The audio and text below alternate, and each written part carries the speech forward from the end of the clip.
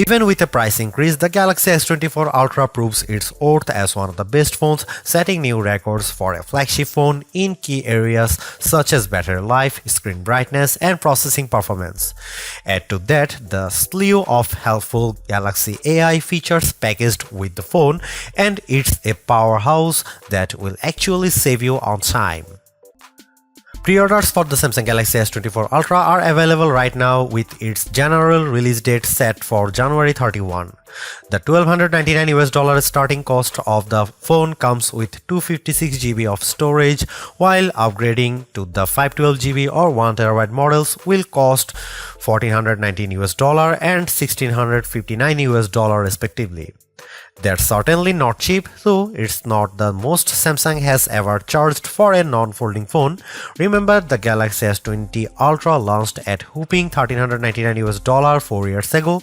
Still, that's probably little comfort to someone in the year, and now trying to justify paying $100 more for the Galaxy S24 Ultra over the iPhone 15 Pro Max. Samsung Galaxy S24 pre-order deals take some of the sting out of the Ultra's price, with Samsung offering an upgrade to the next tier of storages at no extra cost.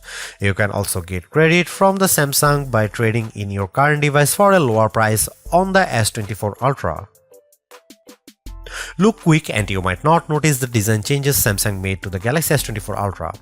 Most notably, the new model ditches its predecessor's armor aluminum frame for a titanium one, which bolsters durability and in this case leads to a lighter package as well. On paper, the Galaxy S24 Ultra's 8.22-ounce weight doesn't seem like a tremendous difference over the S23 Ultra's 8.25-ounce weight, but the phone just feels less dense this time. Another change pertains to the end of an era for the series, its curved screen. I am on the fence about this change because the curved screen of past Ultras gave the phone this sleek looking aesthetic. Instead, the S24 Ultra adopts a flat display that hugs the edge of the titanium frame. Samsung's reasoning for this change pertains to the S Pen. The flatter panel makes it less likely for the stylus to fall over the edge. But then again, I end up using a case with my older curvier Galaxy S Ultra that prevents this such thing from happening. The last and subtle change involves 42% slimmer bezels according to Samsung's math. I only see it with the bottom portion at the display, since the rest of the bezels appear very similar to the Galaxy S23 Ultra. One of the disappointments that will probably go under the radar is how there is no significant change to the S Pen. I was really hoping for Samsung to add something new to the fold here, seeing that the S Pen is one of the features that makes the Ultra distinctively different from everything else. Overall, I don't love or hate the design, but at least there are far more color options to choose from versus other phones, like the titanium violet version of my review unit. On top of that, there are several cases at launch that sprinkle more utility to the phone, like the preview window of the S-View wallet case. Over the years, I have been less concerned about the resolution of a flagship's display, mainly because today's QHD Plus resolution is more than adequate. That's exactly what the Galaxy S24 Ultra is packing, a 6.8-inch QHD Plus dynamic AMOLED 2X display that is rich in detail, offers outstanding viewing angles and vibrant colors that makes YouTube trailers like Furiosa jump out at me as I watch it. But of course, all that wouldn't mean much if the new doesn't beat its predecessor in the brightness department. Samsung's no different with the Galaxy S24 Ultra, which the company claims to have a rated brightness of 2600 nits. I am never one to believe the hype because these ratings often don't reflect their true-to-life behavior, which is why I place more emphasis on our actual testing.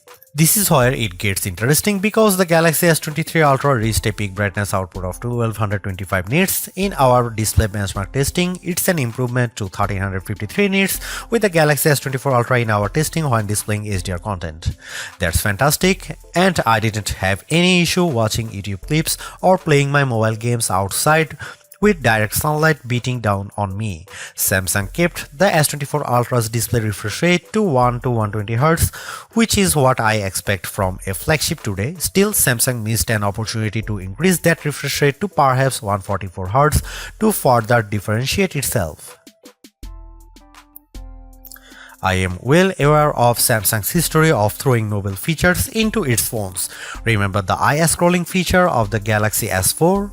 I wouldn't think so, which proves my point that sometimes hyped features don't turn out memorable.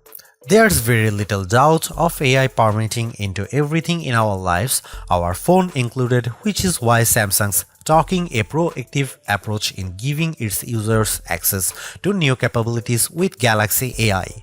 Strangely enough, many of these AI-assisted features are in collaboration with Google, which raises the question of who's really making the innovations here. There is also a possibility that these AI features could change with Samsung's website disclaimer saying Galaxy AI features will be provided for free until the end of 2025 on supported Samsung Galaxy devices. Different terms may apply for AI features provided by third parties. I have been able to test out all of the included Galaxy AI features on the Galaxy S24 Ultra, and here's what I think.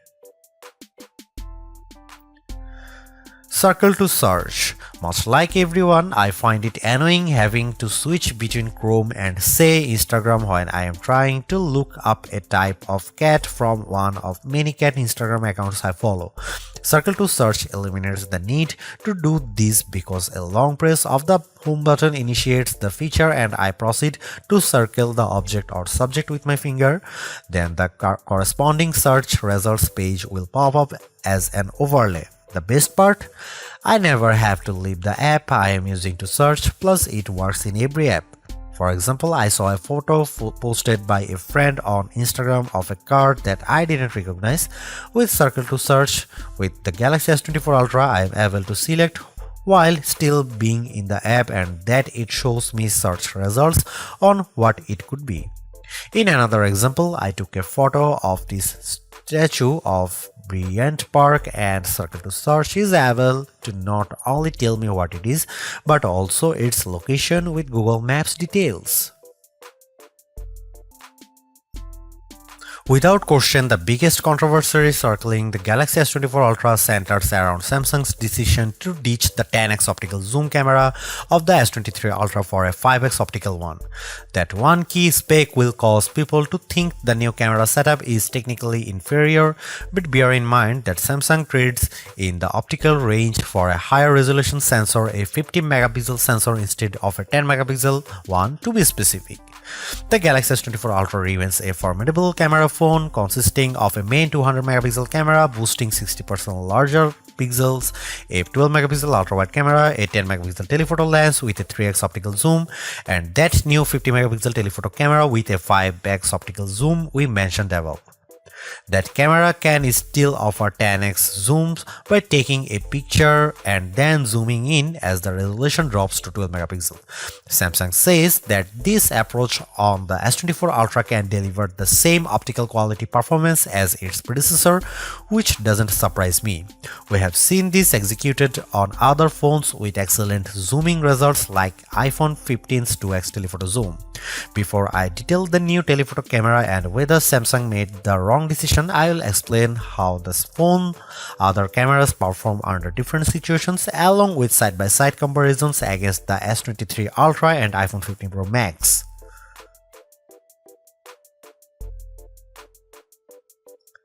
Starting with the main camera, I can't see much change over the S23 Ultra. Details are plentiful, colors are vivid, and the S24 Ultra's HDR performance does nicely to even out the highlights and shadows.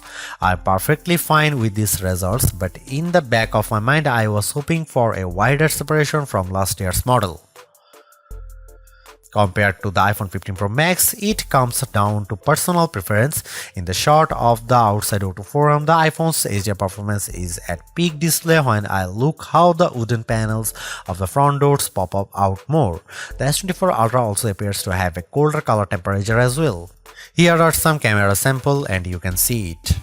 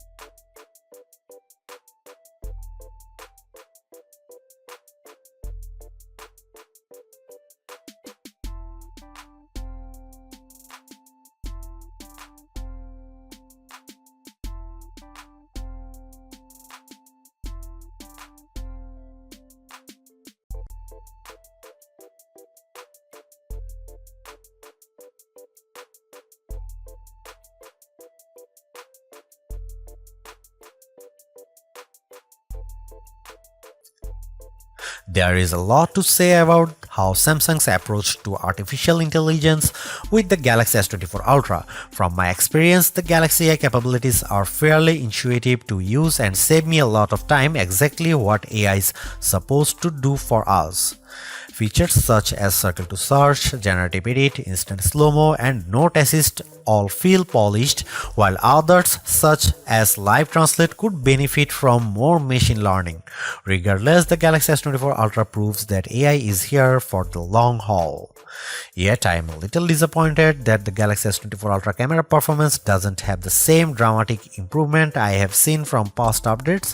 Samsung's choice to drop the 10x optical camera for a 5x one is the most glaring and controversial change, a downgrade I hope doesn't happen ever again. But despite this, the S24 Ultra has marked improvements to its processing power and battery life, two key areas I look at with any phone. The Galaxy S24 Ultra is not just a better, it sets the benchmark for all other phone releases in 2024.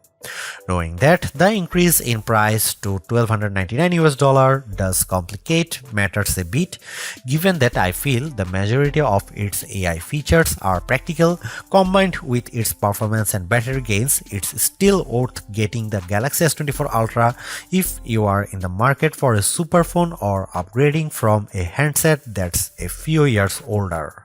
Thanks for watching, see you in the next one.